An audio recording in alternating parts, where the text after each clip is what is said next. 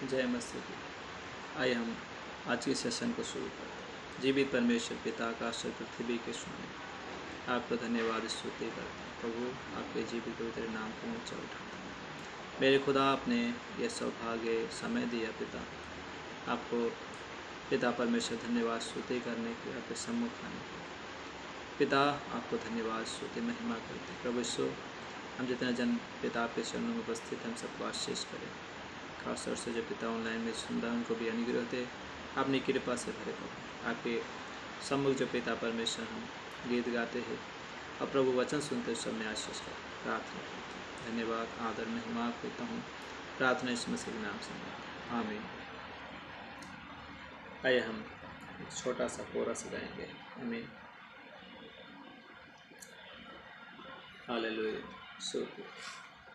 ना देगी मुझे दुनिया कभी भी कोई सुख और शांति आराम, ना देगी मुझे दुनिया कभी भी कोई सुख और शांति आराम।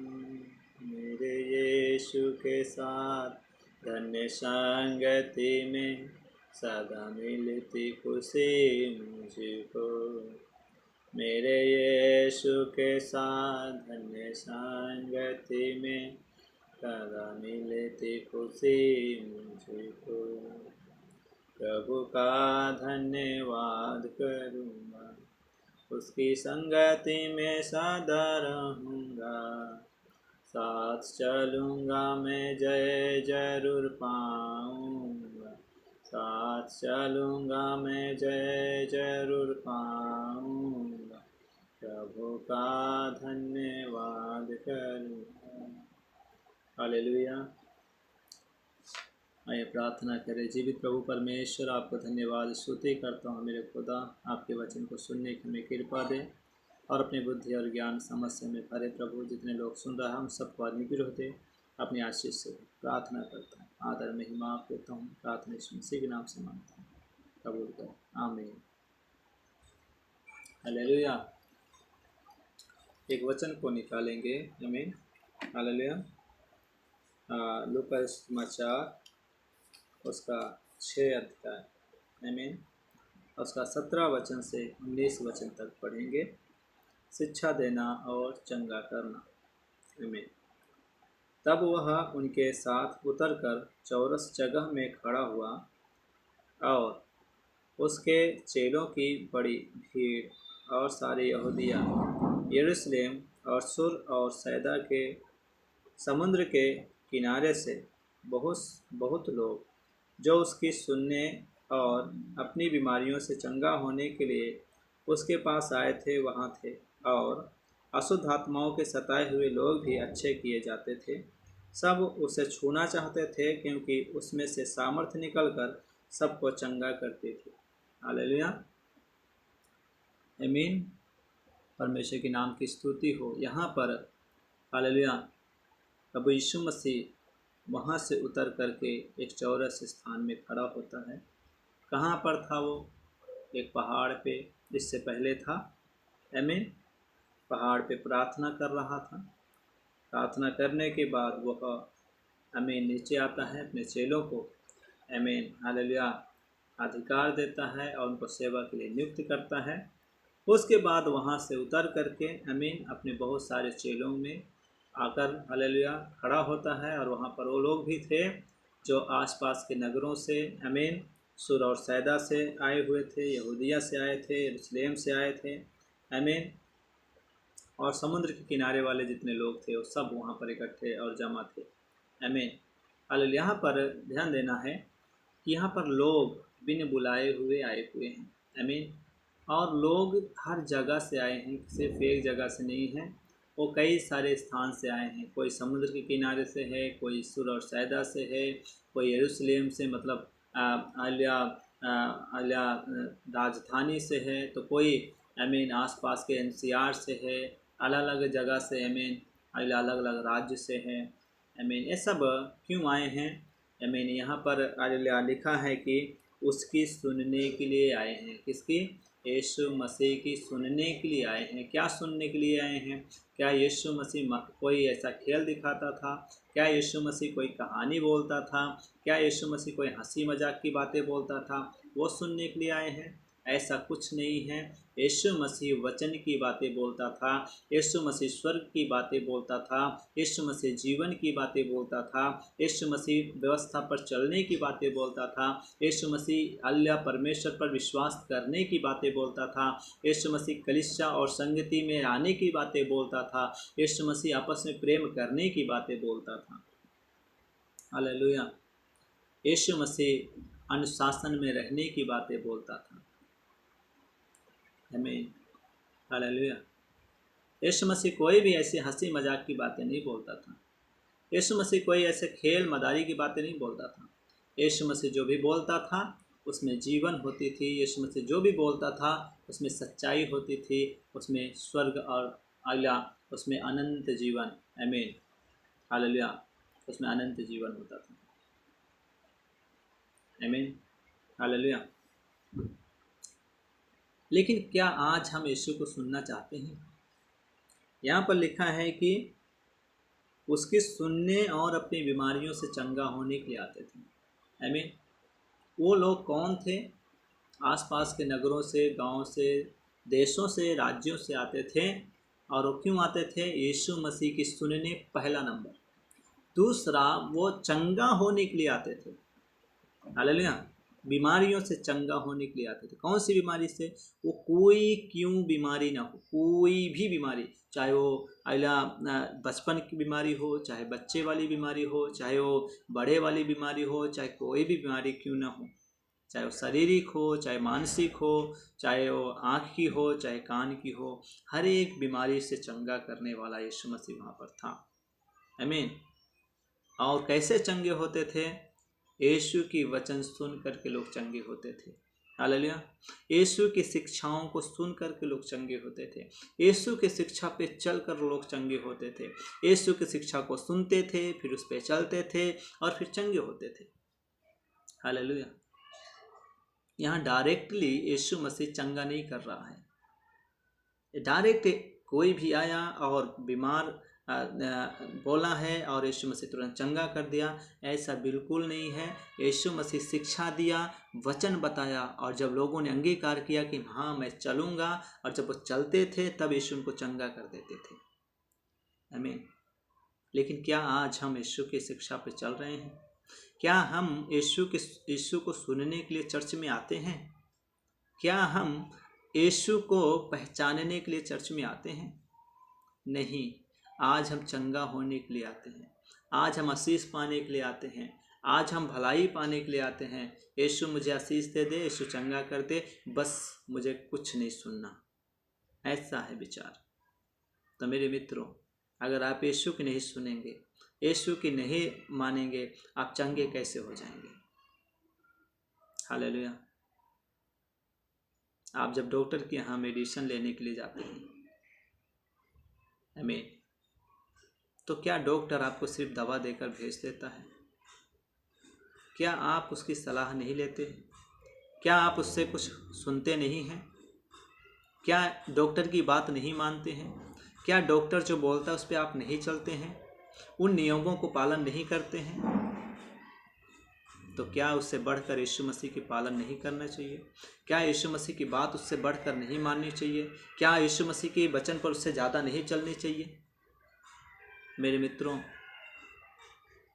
अगर हम यीशु की नहीं सुनना चाहते हैं, यीशु के पीछे नहीं चलना चाहते हैं, यीशु की वचन को हम ग्रहण नहीं करना चाहते हैं, आप ग्रहण नहीं करना चाहते हैं, तो आप चंगा भी नहीं हो सकते हैं। हालेलुया। चंगाई केवल यीशु के वचन में है। आमीन। जगत को यीशु मसीह ने बनाया, लेकिन कैसे बनाया? वचन से बनाया, श्वास से बनाया। हालेलुया। मनुष्य को कैसे बनाया? श्वास से बनाया, मिट्टी से बनाया, वचन से बनाया। तीनों लगा हुआ है मनुष्य के सृष्टि में। पहले परमेश्वर ने कहा कि आओ हम मनुष्य को बनाएं, किसके रूप में? अपने स्वरूप और समानता में। पहला वचन बोला। दूसरा प्रभु परमेश्वर ने मिट्टी लेकर के भूमि से और उसको गूंथा और अच्छा से उसको एक पुतला में बना दिया। उसके बाद परमेश्वर ने अपनी श्वास को क्या किया, आपके नथुनों में फूंक दिया और आप जीवित प्राणी बन गए। तीनों चीज लगाए। क्या? पहला वचन, दूसरा मिट्टी, तीसरा श्वास। लेकिन बाकी चीजों को कैसे प्रभु ने बनाया? जितने जगत में है कैसे बनाया? प्रभु ने कहा हो जा और हो गया, वचन बोला और हो गया। हालेलुया। पशुओं को प्रभु ने कैसे बनाया? वचन बोला और मिट्टी लिया, बन गया। लेकिन मनुष्य में तीनों चीज लगा है, वचन और श्वास और मिट्टी। हालेलुया, आमीन। कहने का तात्पर्य, अगर आप मसीह के वचन को नहीं मानते हैं तो चंगाई आपका आत्मा में नहीं होगा। शरीर चंगा हो जाएगा, शरीर का छोटा सा घाव चंगा हो जाएगा, लेकिन वो चंगाई हमेशा के लिए बरकरार नहीं रहेगा। नीति वचन में लिखा है, मनुष्य जब रोगी होता है तो अपनी आत्मा से संभलता है। आमीन। यदि आत्मा भी, आमीन, हालेलुया, निराश हो जाए, आत्मा अगर गिर जाए तो मनुष्य कैसे संभलेगा? मनुष्य को संभलने के लिए आत्मा की जरूरत है, आत्मा की शक्ति की जरूरत है। और आत्मा की शक्ति कहाँ मिलेगा? यीशु के वचन में मिलेगा, यीशु के कलाम में मिलेगा, यीशु के श्वास में मिलेगा। हालेलुया। मेरे मित्रों, यहाँ पर लिखा है, उसकी सुनने और अपनी बीमारियों से चंगा होने के लिए उसके पास आए थे, वहाँ थे, और अशुद्ध आत्माओं के सताए हुए लोग भी अच्छे किए जाते थे। अशुद्ध आत्मा से सताए हुए लोग भी अच्छे किए जाते थे। कैसे? यीशु के मुंह से निकलने वाली परमेश्वर का वचन ही अशुद्ध आत्माओं को निकालती थी। आमीन। यीशु मसीह पकड़ के नहीं निकालता था, हाथ से नहीं निकालता था, वचन बोलता था और अशुद्ध आत्मा निकल जाती थी। तो छुटकारा कहाँ पर है? यीशु के वचन में था। चंगाई कहाँ पर है? यीशु के वचन में है। जीवन कहाँ पर है? यीशु के वचन में है। लेकिन हम आज वचन नहीं सुनना चाहते। क्या ऐसा हो सकता है कि आप डॉक्टर के पास जाएं और दवा लें और डॉक्टर का सलाह ना माने? आप चंगे हो सकते हैं? क्या दवा आप सही इस्तेमाल कर पाएंगे? क्या और बीमारी नहीं बढ़ेगी? अगर आप छोटी सी काम नहीं कर सकते हैं तो क्या परमेश्वर का बात को अनसुना करके आप चंगे भले हो सकते हैं? क्या आप अनंत जीवन पा सकते हैं? अपनी आत्मा बचा सकते हैं? आप जिंदगी में प्रवेश कर सकते हैं? नहीं। आज यीशु को नहीं सुनना चाहते हैं, चर्च नहीं जाना चाहते हैं, बाइबल नहीं पढ़ना चाहते हैं, प्रार्थना नहीं करना चाहते हैं, और बीमार होते हैं, चर्च में आ जाते हैं और बोलते हैं चंगा कर दो जी। बीमार होते हैं, पास्टर को घर में बुला लेते हैं और बोलते प्रार्थना कर दो, बस वचन मत बताओ, चंगा हो जाएंगे। ऐसे कैसे हो जाएगा? पास्टर के हाथ में चंगाई नहीं है। पास्टर के हाथ में चंगाई नहीं, यीशु के वचन में चंगाई है। चर्च में चंगाई नहीं है, यीशु के वचन में चंगाई है। आप जब चर्च जाते हैं तो आपको यीशु के वचन को ध्यानपूर्वक सुनना है और उसको ग्रहण करना है, उस पर चलना है, तभी आप चंगे होंगे और आपकी आत्मा भी बच जाएगी। हालेलुया। पास्टर को घर पे बुलाते हैं तो पहले आप वचन सुनना है, तभी आगे आप प्रार्थना करवाना है, तभी आप चंगे होंगे, नहीं तो नहीं होंगे। अगर आपके जीवन में वचन नहीं है, अगर आप वचन को आदर नहीं देते, रेस्पेक्ट नहीं करते हैं, तो आपके जीवन में चंगाई भी नहीं होगी। हालेलुया। और जो चंगाई होगी वो बरकरार नहीं रहेगी, वो बनी नहीं रहेगी, थोड़े दिन में वो चली जाएगी और आपका जीवन फिर ज्यों का त्यों हो जाएगा, पहले की जैसा हो जाएगा। रोगी रहेगा, रोगी बना रहेगा, रोगी हो जाएगा और रोगी बना रहेगा। इसीलिए आपको चंगाई बरकरार पाना है तो यीशु के वचन लगातार सुनते रहना है, उस पर चलते रहना है और उस पर अमल करना है। अगर यीशु के वचन नहीं सुना तो आप नहीं चंगे होंगे। आगे क्या लिखा है देखो, सब उसे छूना चाहते थे क्योंकि उसमें से सामर्थ्य निकलकर सबको चंगा करती थी। सब उसे छूना चाहते थे। कौन? जितने लोग आए थे सब उसे छूना चाहते थे। वो क्या चीज था जो छूना चाहते थे? क्या उस मनुष्य को जो वहां पर खड़ा था? नहीं, यीशु के वचन को छूना चाहते थे। यीशु के वचन को कैसे छुएंगे? बोलेंगे वो तो श्वास से निकलता है। मेरे मित्रों, लूदिया बहन नाम का एक स्त्री ने प्रभु का दास पौलुस के प्रचार पर ध्यान लगाया, मन लगाया और उसने क्या किया? उद्धार पाया और बपतिस्मा लिया। ये लोग क्या छूना चाहते थे? यीशु मसीह के वचन को छूना चाहते थे कि यीशु के वचन में क्या है, यीशु के वचन में चंगाई कहाँ है।